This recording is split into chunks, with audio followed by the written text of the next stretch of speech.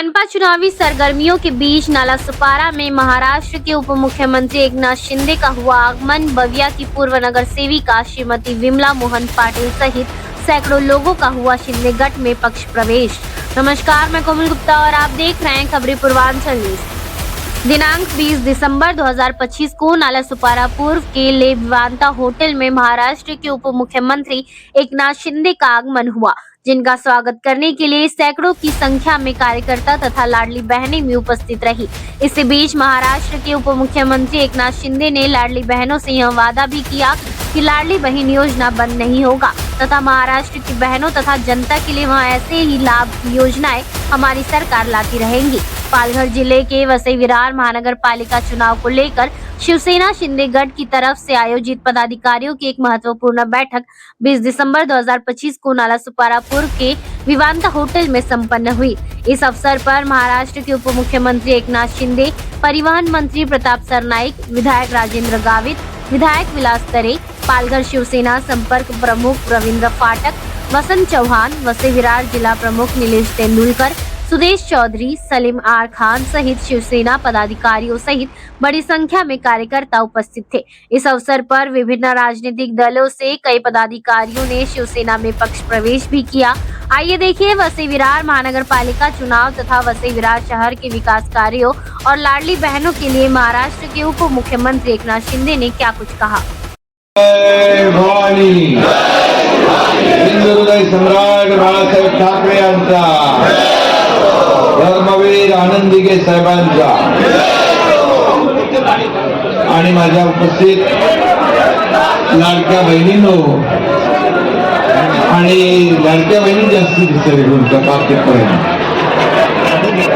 आणि इकडे लाडके भाऊ आहे, मध्ये लाडक्या भावाने भिंत टाकली मध्ये।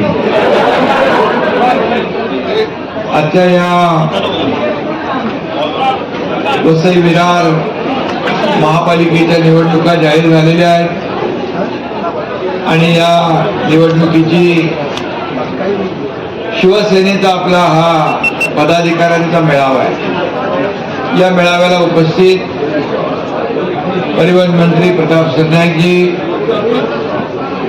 शिवसेनेचे उपनेते जिल्हा संपर्क प्रमुख रवींद्र फाटकजी, आमदार राजेंद्र गावितजी, आमदार विलास तरेजी, जिल्हा प्रमुख निलेश तेंडुलकर, जिल्हा प्रमुख वसंत चव्हाण, सौ शीतल कदम, महिला आघाडी जिल्हा संघटक, सुदेश चौधरी, सलीम खान, प्रिंस सिंग, अश्विनी चव्हाण, सर्व उपजिल्हा प्रमुख, जिल्हा सचिव, युवा सेनेचे सर्व पदाधिकारी, महिला आघाडीचे सर्व पदाधिकारी, नगरसेवक आणि माझ्या सर्व कार्यकर्त्या भगिनी आणि बांधवांनो आणि पत्रकार मित्रांनो, खरं म्हणजे नगर परिषदेच्या निवडणुका आज काही ठिकाणी मतदान सुरू आहे।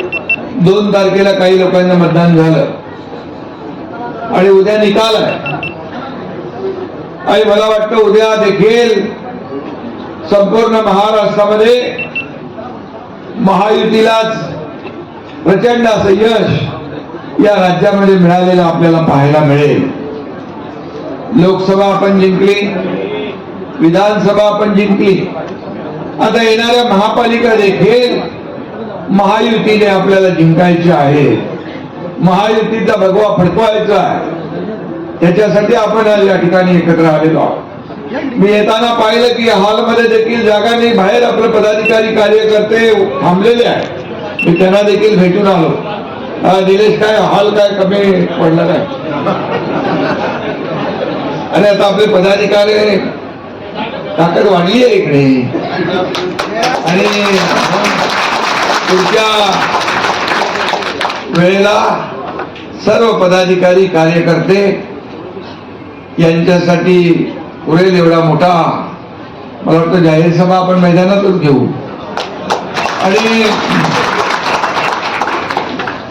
इथं गेले अनेक वर्षाचा कारभार आपण पाहिलेला आहे आणि तो कारभार आपल्याला परिचित आहे। गेले अनेक वर्ष या भागामध्ये विकासापासून वंचित राहावं लागलं या सर्वांना। मगाशी सुदेश चौधरी म्हणाले की ठाण्यासारखं करा, कल्याण सारखं करा. मग त्यासाठी तुम्हाला इथं महायुतीचा भगवा झेंडा फडकवावा लागेल. आणि जो विधानसभेमध्ये आपण फडकवलेला आहे, आता इथं खासदार महायुतीचा आहे, आमदारही सर्व मला वाटतं 5 महायुतीचे आहे. त्यामुळे महापालिकेत देखील महायुती आल्याशिवाय राहणार नाही अशा प्रकारचा विश्वास या ठिकाणी मी व्यक्त करतो. आणि आपल्या लाडक्या बहिणी ज्या आहेत, मी नगर परिषद नगर पंचायतीच्या निवडणुकांमध्ये महाराष्ट्रात फिरलो, मला एक वेगळं चित्र पाहायला मिळालं. अगदी रात्री 10-10 वाजेपर्यंत अगदी सातारा, सांगली, कोल्हापूर, पश्चिम महाराष्ट्रामध्ये गेलो, उत्तर महाराष्ट्रात गेलो, विदर्भात गेलो. थंडीमध्ये देखील माझ्या लाडक्या बहिणींनी खुर्ची सोडली नव्हती, बसल्या होत्या, वाट पाहत होत्या. हा एक वेगळा अनुभव पाहायला मिळाला. आणि म्हणून लाडके भाऊ लाडक्या बहिणी यांनी संकल्प केलेला की येणाऱ्या महापालिकेच्या निवडणुकांमध्ये आपल्याला भगवा फडकवायचा.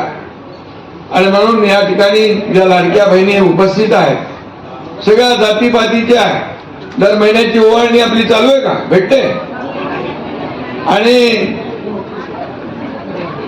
ही परमनंट आहे. मुख्यमंत्री माझी लाडकी बहीण योजना, एक लाडकी लखपती योजना, एसटी मध्ये 50% सवलत, मुलींचं उच्च शिक्षण मोफत, शेतकऱ्यांना काय आपला शहरी भाग आहे, परंतु इतर वयोश्री योजना, इतर योजना आपण केल्या. या योजना सगळ्या सुरू राहणार.